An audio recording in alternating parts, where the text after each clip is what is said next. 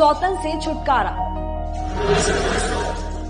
खोया प्यार वापस पाएं या दुश्मन को सबक सिखाएं।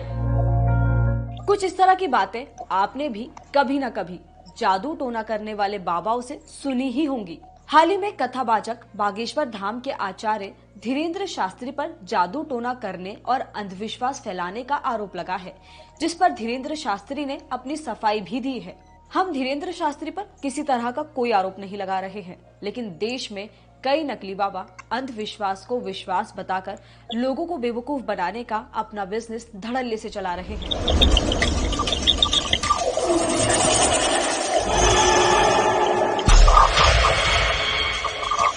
हमारे देश में भी कई लोग जादू टोना पर यकीन करते हैं, इसलिए आस्था और परंपरा के नाम पर इन बाबाओं के ट्रैप में आसानी से फंस जाते हैं, जिसका कई बार खामियाजा भी भुगतना पड़ता है।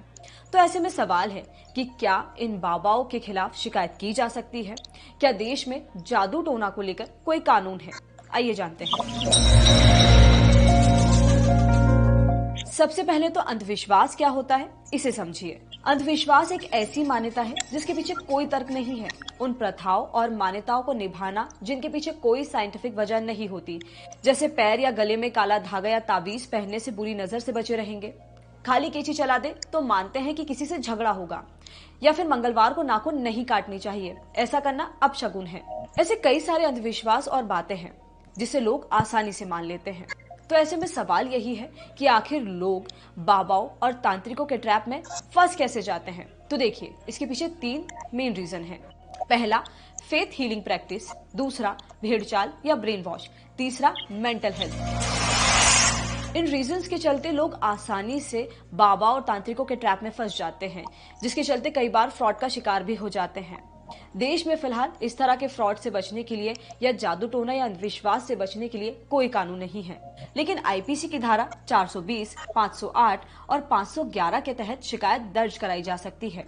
हालांकि महाराष्ट्र अंधविश्वास विरोधी बिल लागू करने वाला देश का पहला राज्य है, जहां drug and magic remedies act 1954 और ब्लैक मैजिक एक्ट 2013 है, जिसका मकसद राज्य में अंधविश्वास को रोकना और जादू टोना जैसी गतिविधियों पर लगाम लगाना है। इसके अलावा जादू टोना जैसी चीजों को रोकने के लिए सबसे पहले बिहार में कानून बनाया गया था। ये कानून काला जादू और जादू टोना पर रोक लगाता है। ऐसा ही कानून झारखंड, छत्तीसगढ़, ओडिशा और कर्नाटक में भी है, जहां दोषी पाए जाने पर आरोपी को जेल या जुर्माना या दोनों की सजा दी जाती है। इसके अलावा जादू चमत्कार के नाम पर किसी व्यक्ति के सामने ये दावा करना कि मुझ में सुपर नेचुरल पावर है और उस नाम पर पूजा पाठ करवाना, एडवर्टीजमेंट छपवाना, किसी महिला से वादा करना कि उसे सुपर नेचुरल पावर से प्रेग्नेंट कर सकता है, साइंटिफिक और मेडिकल ट्रीटमेंट का विरोध करने जैसी एक्टिविटीज को कानून चमत्कार की जगह चीटिंग मानता है। तो वहीं सुपर नेचुरल पावर होने का दावा करने वाले बाबा और तांत्रिक साइंटिफिक ट्रिक्स अपनाकर लोगों को अपने जाल में आसानी से फंसा लेते हैं।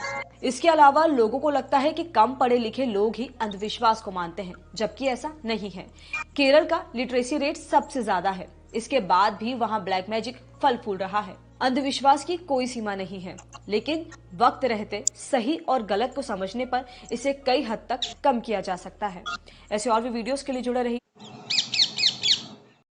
2 बॉडी 56 टुकड़े जिन्हें पकाया और खा गए।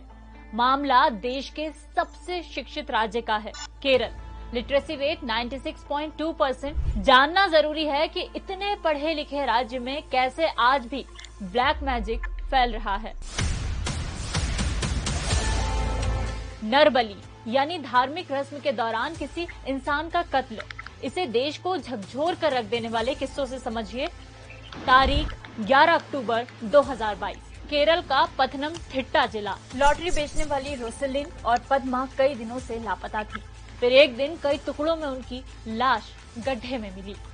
घर में फाइनेंशियल सिक्योरिटी रहे, इसके लिए कथित तौर पर आरोपी भगवल सिंह ने उनकी नरबली दी थी। बलि देने का सिलसिला सिर्फ इंसानों तक नहीं रुकता। साल 1956, जगह गुरुवायूर, केरल। काशी नाम का शख्स गुरुवायूर मंदिर में लेटा आराम कर रहा था, तभी उसका दोस्त कृष्णन वहां आता है और चाकू से उसका गला रेत देता है। उसने ये सब एक बीमार हाथी को बचाने के लिए किया। लेकिन क्या नरबली के लिए कोई कानून नहीं है? जवाब है हाँ है।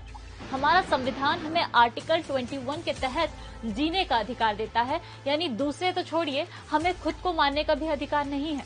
हमारी फंडामेंटल ड्यूटी में भी अंधविश्वास को भूलकर साइंटिफिक अप्रोच रखने की बात कही गई है। इसके अलावा बिहार, झारखंड, छत्तीसगढ़, ओडिशा, राजस्थान, महाराष्ट्र, कर्नाटक और असम सहित कुल 8 राज्यों ने नरबली और अंधविश्वास पर अलग अलग कानून बनाए हैं। देखिए, 2021 में नरबली के 6 केस रजिस्टर हुए, जिसमें से 2 मामले केरल से थे। केरल में नरबली ही सिर्फ एक प्रैक्टिस नहीं है, यहाँ दुश्मनों के खात्मे के लिए शत्रु संहार पूजा हो या सुख समृद्धि के लिए धन आकर्षण यंत्र लगाना हो, टेरर एक्टिविटी, क्राइम हो या ड्रग कनेक्शन, राज्य में इन सभी के मामले बढ़ रहे हैं। इनमें कहीं न कहीं एक वजह केरल का एजुकेशन सिस्टम भी है। यहाँ बच्चों को किताबी नॉलेज तो दे दी जाती है, लेकिन क्रिटिकल थिंकिंग पर फोकस नहीं किया जाता। तो राज्य खुद कोई कानून क्यों नहीं बनाता? कोशिश हुई थी। साल 2019 में केरल विधानसभा में इस मुद्दे पर बिल पेश किया गया, लेकिन केरल सरकार ने इसमें कोई दिलचस्पी ही नहीं ली। रीजन 2, पहला, ये धार्मिक मामला है इसलिए सरकार बच रही है। दूसरा, कौन से रिचुअल अंधविश्वास हैं और कौन से नहीं, इनकी डेफिनेशन क्लियर ही नहीं है। वहीं एक्सपर्ट्स के मुताबिक कानून के साथ ही अवेयरनेस पर फोकस करना होगा। स्टेट में लोग लिटरेट तो हैं, उन्हें एजुकेट करने की जरूरत है। आज जानना जरूरी है में इतना ही, कल फिर होगी मुलाकात। हाँ, तो जैसा कि दोस्तों आप देख चुके हैं वीडियो में कि जादू टोना के लिए क्या कानून है और ये अधिकांश किस राज्य में विकसित हो रहा है। ठीक है, तो दोस्तों कुछ महत्वपूर्ण फैक्ट हैं, उनके बारे में एक बार और देख लेते हैं। महाराष्ट्र में जादू टोना और चमत्कार के खिलाफ हैं 2 कानून। Drug and magical remedies act 1954, ये महाराष्ट्र संसद का कानून है। इसके तहत उन तमाम दावों और उनसे जुड़े विज्ञापनों पर रोक लगाई जा सकती है जो जादुई गुणों वाली दवाओं से इलाज करने का दावा करते हैं। महाराष्ट्र मानव बलिदान और अन्य अमानवीय बुराई और अघोरी प्रथा अथवा काला जादू रोकथाम और उल्लंघन अधिनियम 2013 है। इसका मकसद अंधविश्वास को रोकना और जादू टोना जैसी गतिविधियों पर लगाम लगाना है। ठीक है, आगे देखते हैं दोस्तों। कुछ अंधविश्वास से जुड़े कुछ तथ्य हैं, ठीक है, कुछ मिथ हैं अंधविश्वास से जुड़े, उनको एक बार देख लेते हैं। वो क्या है? अधिकांश जो अंधविश्वास से जुड़े हुए हैं उनके बारे में। आप पैर में या गले में काला धागा या ताबीज पहनते हैं और मानते हैं कि इससे आप बुरी नजर से बच सकते हैं। ठीक है, बिल्ली के रास्ता काटने पर आप रास्ता बदल देते हैं या रुक जाते हैं। ठीक है, बाहर जाते हुए अगर कोई छींक दे तो आप कुछ देर रुककर फिर जाते हैं। ठीक है, जाते हुए कोई पीछे से टोक दे तो आप चिढ़ जाते हैं। कोई खाली कैंची चला दे तो आप मानते हैं कि उसका झगड़ा किसी से होगा। आप मानते हैं कि मंगलवार को नाखून नहीं काटने चाहिए। ठीक है, जूते चप्पल उल्टे दिखने पर तुरंत उन्हें सीधा करने लगते हैं क्योंकि आपको लगता है कि इससे घर में झगड़ा होता है। कोई कुत्ता रोए तो आप मानते हैं कि इससे अशुभ घटना घट सकती है। कौवा अगर घर की छत पर आकर बोले तो मानते हैं कि कोई मेहमान आने वाला है। दरवाजे पर यह सोचकर नींबू मिर्च लटकाते हैं, इससे घर में कुछ बुरा नहीं होगा। ठीक है, तो दोस्तों नोट, अगर ऊपर दी गई सभी सवालों में से अगर आप ज्यादातर सवालों के जवाब हाँ करते हो तो आप भी अंधविश्वासी हो।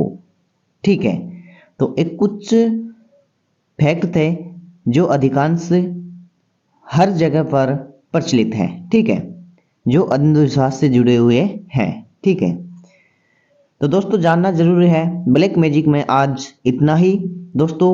नए वीडियो के साथ नए टॉपिक में और नए अंदाज में जल्द ही हम आपसे मिलते हैं। तब तक आप बने रहिए हमारे यूट्यूब चैनल के साथ। दोस्तों अगर आपको वीडियो पसंद आता है तो वीडियो को लाइक करो, हमारे चैनल को दोस्तों आप सब्सक्राइब अवश्य करो। तो दोस्तों मिलते हैं नए टॉपिक के साथ नए अंदाज में। तब तक बने रहिए आप हमारे यूट्यूब चैनल के साथ। तब तक जय हिंद, जय भारत।